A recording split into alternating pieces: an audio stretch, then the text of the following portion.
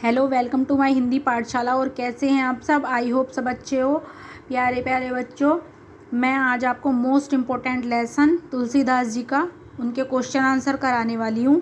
ठीक है, ये क्वेश्चन जो हैं ये बहुत सारे हैं, इसीलिए मैं आपको ब्लैक बोर्ड पर नहीं लिख सकती थी, क्योंकि मेरी तबीयत भी काफ़ी ख़राब हो रही है, इसलिए, है ना। तो इसलिए मैंने आपके लिए बहुत प्यारे प्यारे और छोटे से नोट्स बनाए हैं। तो आप प्लीज़ मेरी वीडियो में जाइएगा, देखिएगा, लाइक एंड सब्सक्राइब ज़रूर कीजिएगा, है ना। क्योंकि मैं देखो यहाँ पे आपसे एक भी फ़ीस नहीं चार्ज करती हूँ, कुछ नहीं चार्ज करती हूँ, है ना। बस मैं सोचती हूँ, मैं ये चाहती हूँ कि आप मेरे चैनल को सब्सक्राइब करें, लाइक करें। ठीक है, तो चलिए स्टार्ट करते हैं। पहला क्वेश्चन देखते हैं।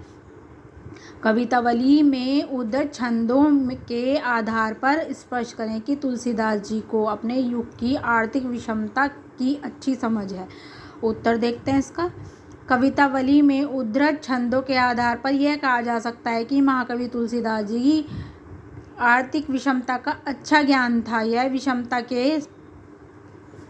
विषमता बेरोजगारी के कारण उत्पन्न हुई थी, क्योंकि लोगों के पास कोई कार्य नहीं था वो अपना पेट भर सकें। यानी कि उनके पास कोई अपना कार्य नहीं था, उनके पास कोई रोजगार नहीं था, नौकरी नहीं थी जिससे वो अपना पेट भर सके। आर्थिक विषमता के कारण ही समाज में ऊंच नीच का भाव विद्यमान था। गरीब होने के कारण लोगों ने तुलसीदास जी के कुल गोत्र पर भी प्रश्न चिन्ह लगाया, क्योंकि वो गरीब थे इसीलिए लोगों ने उन पर उंगली उठाई। उनके गोत्र पर, गोत्र समझते हैं, सरनेम। तुलसी ने लोगों की आर्थिक दुर्दशा स्वयं देखी है, यानी कि उन्होंने अपनी आंखों से देखी है। वे उनके दीन अवस्था का अनुभव किया करते थे, इसी का विवरण उन्होंने कविता में किया है। अब प्रश्न नंबर 2 देखते हैं। पेट की आग शमन ईश्वर राम भक्ति का मेघ ही कर सकता है। तुलसी का यह काव्य सत्य क्या इस समय का भी युग सत्य है? तर्क संगत उत्तर दीजिए। कवि तुलसी प्रभु श्री राम जी के भक्त हैं, इसीलिए वह राम नाम की महिमा का वर्णन करते हुए हैं, मतलब करते फिरते रहते हैं। पेट की आग के शमन का उपाय ईश्वर भक्ति को बता रहे हैं। वो कह रहे हैं कि अगर किसी के पास उपाय है पेट की जो अग्नि है उसे समाप्त करने का, तो वो केवल श्री राम जी के पास है।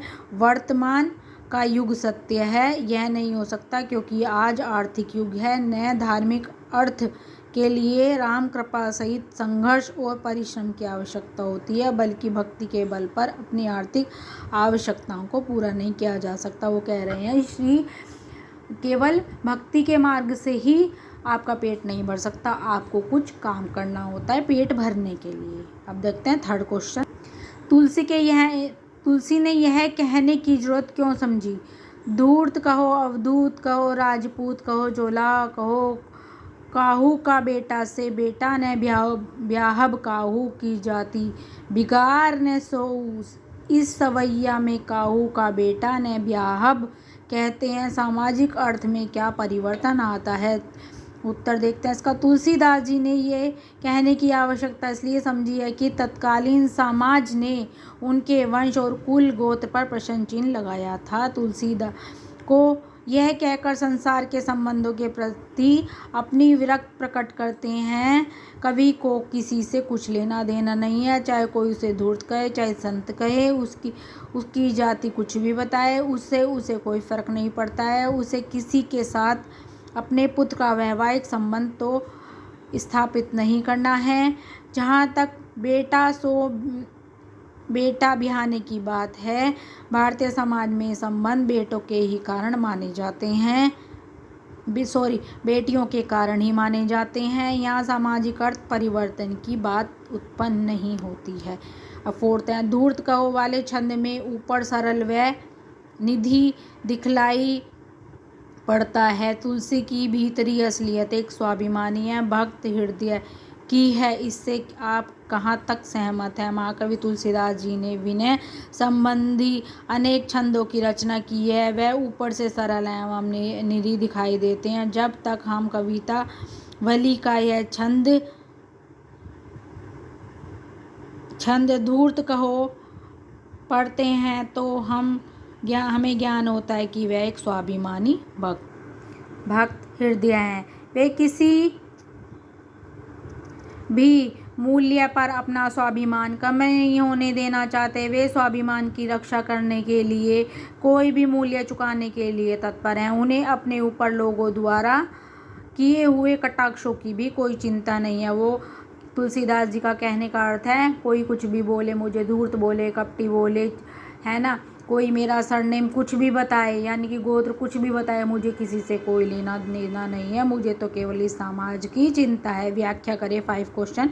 मम हित लागी तजेहूँ पितु माता, सहूँ विपिन हिम आतप बिता बाता। जो जन तेऊ बन बंधु बिछोहू, पितु बचन मन तेऊ नहीं ओहू। जंगा पंख बिनु खग अति दीना, मणि बिनु फनी करी बर करहीना। अस मम जीवन बिंदु बिन तोही, जो जह देव जिहावा मोही।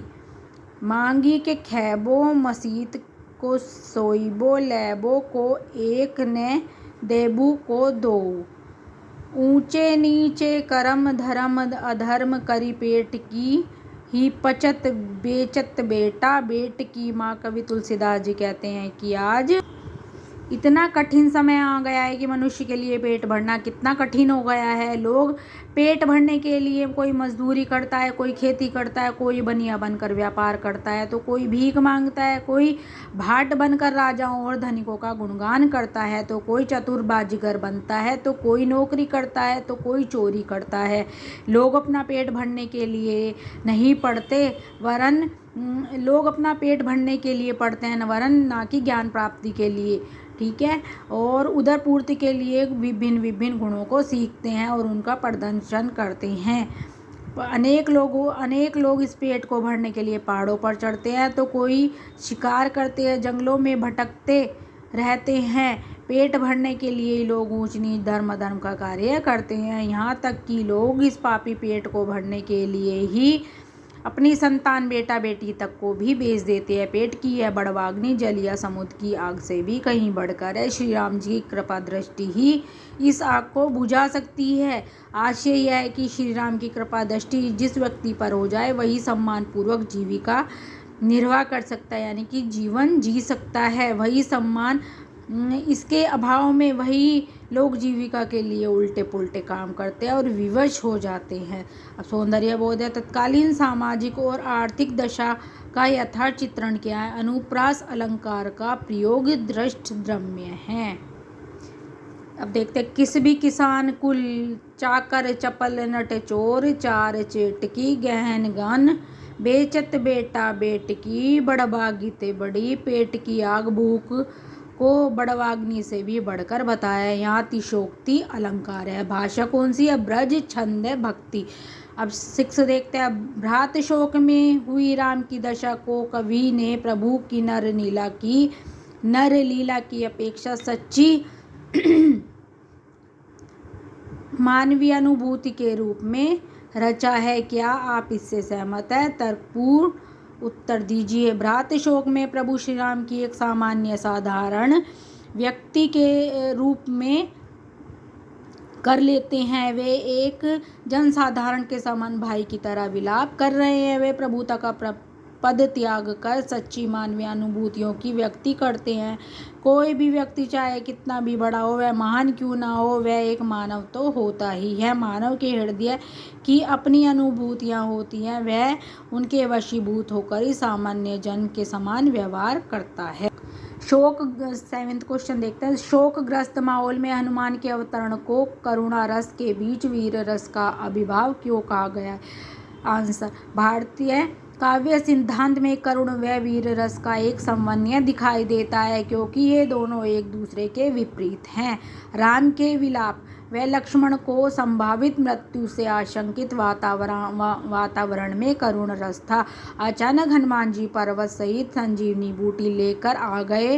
वातावरण एकदम प्रसन्नता पूर्वक हो गया। मृत्यु पर जीवन की विजय के वीर रस तो होगा ही, इसीलिए यहाँ पे करुण में वीर रस अभिभाव की बात कही गई है। 8वां क्वेश्चन देखते हैं। जहूँ अवध कवन मुहलाई, नारी हेतु प्रिय भाई गवाई। बस अपजस सहतेऊँ जग माही, नारी हानि विशेष क्षति नाही। भाई के शोक में डूबे श्री राम जी इस प्रकार प्रलाप वचन में स्त्री के प्रति कैसा सामाजिक दृष्टिकोण संभावित हुआ है। जब दुख की सीमा में वृद्धि हो जाती है तब व्यक्ति ये कथन का पूर्वापर संबंध जोड़ना तर्कसंगत नहीं रहता। श्रम की पीड़ा और तत्कालीन परिस्थितियों को यह देखा जाए कि श्री राम ने कुछ गलत नहीं कहा है। श्री राम ने सीता को प्राप्त करने के लिए अपना सब कुछ दांव पर लगा दिया, किंतु यह समझना चाहिए कि संबंधों में अपेक्षा का भी अपना एक विशिष्ट महत्व आता है। राम ने इस